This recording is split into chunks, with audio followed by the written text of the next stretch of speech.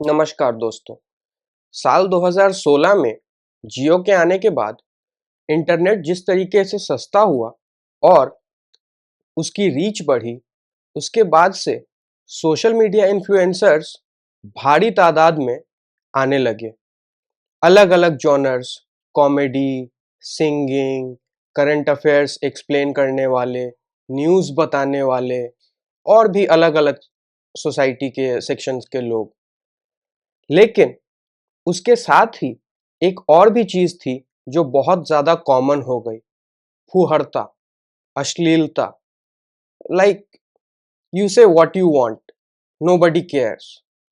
Dark comedy के नाम पे कॉमेडियंस ने जिस तरीके से गाली गलौज और अश्लीलता को कॉमन बना दिया है, उससे तो यही लगता है कि जेन जी, जो उनकी सबसे बड़ी सपोर्टर है, उसको गलत चीजें सिखाई जा रही हैं।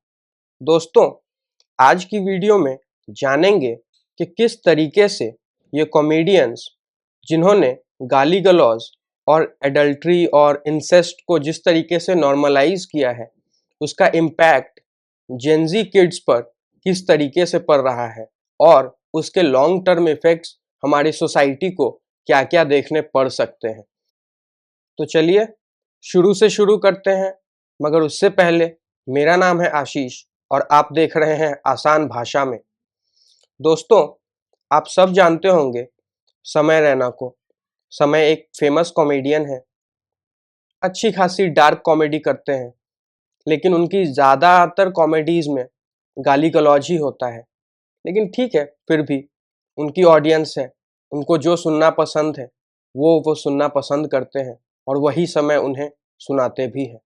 मगर सोशल मीडिया इन्फ्लुएंसर होना, with great power comes great responsibilities. अगर आप वो टैग इस्तेमाल करना चाहते हैं, सोशल मीडिया इन्फ्लुएंसर, मतलब आपका इन्फ्लुएंस है सोसाइटी में, बच्चों पर, बड़ों पर, ब्रांड्स आपको उसके लिए वैल्यूज पे करती हैं, एंडोर्समेंट देती हैं। क्यों? ताकि आपकी उस इन्फ्लुएंस को वो कैच कर सकें, अपना सामान बेच सकें, या जो भी मॉनेटरी वैल्यू उनको आपको एंडोर्स करने में या ब्रांड वैल्यू देने में समझ आती है, उस तरीके से। दोस्तों, समय का एक फेमस शो है जो हर हफ्ते यूट्यूब पर आता है, इंडियाज गॉट लेटेंट। हर एपिसोड में अगर आप देखेंगे तो कहीं ना कहीं आपको अश्लीलता और फुहड़ता दिख ही जाएगी। मगर ये जो लास्ट एपिसोड का एक क्लिप इंटरनेट पर वायरल हो रहा है, मेरा ध्यान भी उस पर ही गया और उसे देखने के बाद मैं ये कह सकता हूँ, ऑनेस्टली मैं यहाँ उसे दिखाना नहीं चाहूँगा और मैं, मेरी बात लिख के ले लो, आप भी उसे देखना नहीं चाहोगे। इतना बेकार, इतनी घटिया थिंकिंग, मैं क्या बताऊं। और जिस तरीके से समय ने पिछले 5-6 सालों में काम किया है, उस तरीके से किसी और को समय पर एटलीस्ट कोई डाउट नहीं है कि समय इस तरीके का काम कर सकता है। लेकिन रणवीर अलाहाबादिया, जो कि बियर बाइसेप्स गाय के नाम से फेमस है, करोड़ों में फॉलोअर्स हैं, उनके पॉडकास्ट को लाखों लोग देखते हैं, वो पिछले लेटेंट शो में गेस्ट बनकर आए थे और उन्होंने एक कंटेस्टेंट से सवाल किया, इतना भद्दा, इतना अश्लील सवाल कि मैं उसको ऑन एयर बता नहीं सकता। रणवीर के उस सेक्सिस्ट कमेंट पर पूरा इंटरनेट उबल रहा है। लोग गुस्से का इजहार कर रहे हैं। बड़े बड़े सेलिब्रिटीज और बिजनेसमैन और गवर्नमेंट के भी वर्कर्स, पॉलिटिकल पार्टीज के वर्कर्स, सब ने इस पर अपनी आपत्ति दर्ज की है। सब ने कहा है कि ऐसी चीज़ों को डी प्लेटफॉर्म कर देना चाहिए और यूट्यूब को भी गाइडलाइंस लेके आनी चाहिए कि ऐसी फुहड़ता को बिना कट किए नहीं दिखाया जाना चाहिए। रणवीर अपने पॉडकास्ट में खुद को एक सीकर, एक क्यूरियस इंसान की तरह पेश करते हैं और वो ये दिखाना चाहते हैं कि उन्हें नई नई चीज़ें जानने और समझने का बहुत शौक है। ठीक है यार, आपको शौक हो सकता है, लेकिन किसी के बेडरूम में झांकने का शौक, उसके अंदर जाकर ज्वाइन करने का शौक, नॉट कूल। और यही प्रॉब्लम है आज के जेन ज़ी की। उन्हें लगता है कि गाली-गलौज करना, इस तरीके के सेक्सिस्ट कमेंट करना, मिसोजिनिस्ट कमेंट्स करना, ये आपको कूल दिखाता है। ये बिल्कुल गलत है। और इस सब चीज़ों को नॉर्मलाइज़ करने में सबसे बड़ा हाथ हमारे बॉलीवुड मूवीज़ के डायरेक्टर्स, वेब सीरीज़ के डायरेक्टर्स और इन कंटेंट क्रिएटर्स का है, जिन्होंने पिछले कुछ सालों में गाली-गलौज और इन सेक्सिस्ट कमेंट्स को इतना नॉर्मलाइज़ कर दिया है कि अब ये छोटे बच्चे 14 टू 24 एज ग्रुप के लड़के-लड़कियाँ, आप आ जाओ ट्विटर पे, आप उस एज ग्रुप के ज़्यादातर बच्चों के प्रोफाइल चेक करोगे, तो ज़्यादातर बच्चे ओपनली गाली-गलौज करके ही बात करते हैं। और शायद उन्होंने ये नॉर्मलाइज़ेशन वहीं से सीखा है, जो कंटेंट वो देखते हैं और उस पर यकीन करते हैं कि हाँ, हमारी सोसाइटी अब ऐसी ही है, अब ये सब चलता है। कोई भी गाली कर दे, किसी को कुछ उल्टा-पुल्टा बोल दे, माँ की गाली दे दी, बहन की गाली दे दी, कुछ और उल्टा बोल दिया, तो चल जाएगा। ऐसा बिल्कुल नहीं है, ठीक है?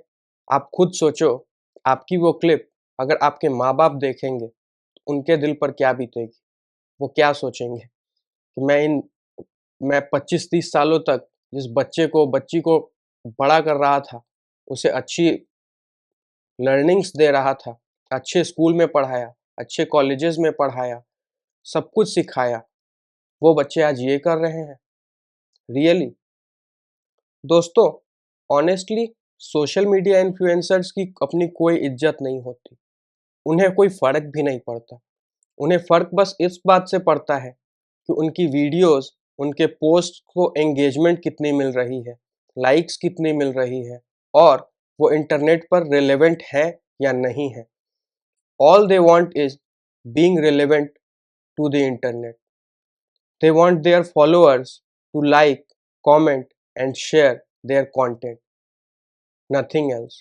उन्हें और किसी बात से कोई फर्क नहीं पड़ता कि उनकी इन गंदी करतूतों से सोसाइटी पर क्या फर्क पड़ रहा है, छोटे बच्चों पर क्या फर्क पड़ रहा है, उनके मेंटल कंडीशन पर क्या फर्क पड़ रहा है और वो लोग जिस तरीके से इस चीज़ को नॉर्मलाइज करना चाह रहे हैं, वो लॉन्ग टर्म में हमारे देश के ऊपर और ये जेन ज़ी किड्स जो हमारे देश के फ्यूचर हैं, जिनसे देश को उम्मीदें हैं कि कल को ये लोग अच्छी पढ़ाई करके अच्छा काम करेंगे, देश की जीडीपी में कंट्रीब्यूट करेंगे, इंडिया को आगे बढ़ाने में हेल्प करेंगे, वो बच्चे ये सब कर रहे हैं। और ये प्रॉब्लम सिर्फ इंडिया में नहीं है, आप अगर पूरे वर्ल्ड में देखें, तो जो एलीट ग्रुप है, वो इन सारी सेक्सिस्ट, मिसोजिनिस्ट कमेंट्स, ये गाली-गलौज, रेशियल कमेंट्स, इस तरीके के चीज़ों को नॉर्मलाइज़ करने में बहुत आदी रही है और बहुत पुराने टाइम से। उन लोगों को लगता है सब कुछ नॉर्मल है और जो नॉर्मल नहीं दिखाया जा सकता, उसको वोक की कैटेगरी में डाल दो। वोक मीन्स जागा हुआ। भाई कहाँ से जागे हो? हाँ? और बाकी सब क्या सोए हुए हैं?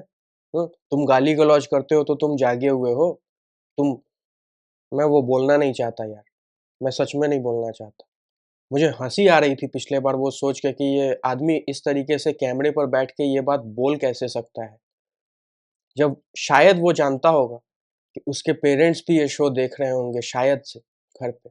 पता नहीं वो देख रहे हो या नहीं देख रहे हो या उसके फादर-मदर का क्या रिएक्शन हो, I don't know. But I hope कि वो भी इसी तरीके से रिएक्ट करें। शायद ज़रूरत है कि अब हम लोग इस नॉर्मलाइज़ेशन को रोकें। इस गाली-गलौज, इस सेक्सिस्ट कमेंट, मिसोजिनिस्ट कमेंट्स, इन सब को रोकने की ज़रूरत है। सिर्फ़ वीडियोज़ में अच्छी-अच्छी बातें करना, फ़िलॉसफ़ी झाड़ना, वेदों पर, संस्कृत पर, रिलीजियस इंस्टीट्यूशंस और अलग-अलग स्पिरिचुअलिटी पर बातें करने से ही आप मतलब आप अच्छे प्रूव नहीं हो जाते। It needs a lot, it needs a lot. शायद इससे ज़्यादा मैं बोलना नहीं चाहता क्योंकि मतलब अब मैं क्या बोलूँ यार इस सब के बारे में। लेकिन हाँ, एक अपील मैं ज़रूर करना चाहूँगा, खासकर यंग लड़के-लड़कियों से, कि आपकी इज़्ज़त आपके अपने हाथों में है। और ये बात ध्यान में रखिए कि इंडिया में ज़्यादातर लोग मिडिल क्लास हैं। आपको एलीट्स को फॉलो करने की ज़रूरत हो सकती है, आप उन्हें ट्रेंड के लिए या बाकी और चीज़ों के लिए फॉलो कर सकते हैं, but don't copy their lifestyle. Remember, हम मिडिल क्लास वाले लोगों के लिए अपनी इज़्ज़त बचा कर रखना और पूरे लाइफ स्पैन तक उसको कैरी फॉरवर्ड करना ही सबसे बड़ा चैलेंज होता है। और इंडिया का हर मिडिल क्लास फैमिली, हर मिडिल क्लास पेरेंट इस बात को मेक श्योर करता है कि चाहे कुछ भी हो जाए, समाज में उसकी इज्जत रहनी चाहिए। और ये बात आपको ध्यान में रखना चाहिए कि आपको कोई हक नहीं है कि आपने 2-4 वीडियोस देख लिए, 2-4 सोशल मीडिया इन्फ्लुएंसर्स के यूट्यूब पर, इंस्टाग्राम पे उनको गाली-गलौज करते देखते हुए, ये सेक्सिस्ट, मिसोजिनिस्ट कमेंट्स करते हुए, और आपको देखकर बड़ा कूल लगा और आपने उसको अपने रियल लाइफ में उतारना शुरू कर दिया। ये बिल्कुल कूल नहीं है। You look like a fool, dumb, and don't forget, you have no right to defame your parents, no right. आप जो कर रहे हैं, वो आपकी अपनी गलती है। लेकिन सोसाइटी हर चीज़ के लिए पेरेंट्स को भी जज करती है, उनकी अपब्रिंगिंग को भी जज करती है। Don't forget that. तो अच्छा यही है कि आप इन सब चीज़ों से दूर रहें। अपने स्टार्स, अपने इंस्पिरेशंस को बहुत सोच समझ कर चुनिए, उन्हें फॉलो कीजिए, उनकी बातों को सीखिए, समझिए और अपने लाइफ में उतारिए। हर बंदा से सीखने की ज़रूरत नहीं है। हर बंदा कैपेबल नहीं है आपको रिप्रेजेंट करने के लिए।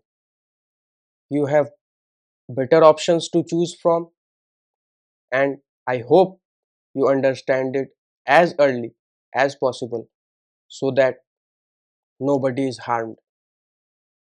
Thank you. अगले वीडियो में मिलते हैं। Bye bye.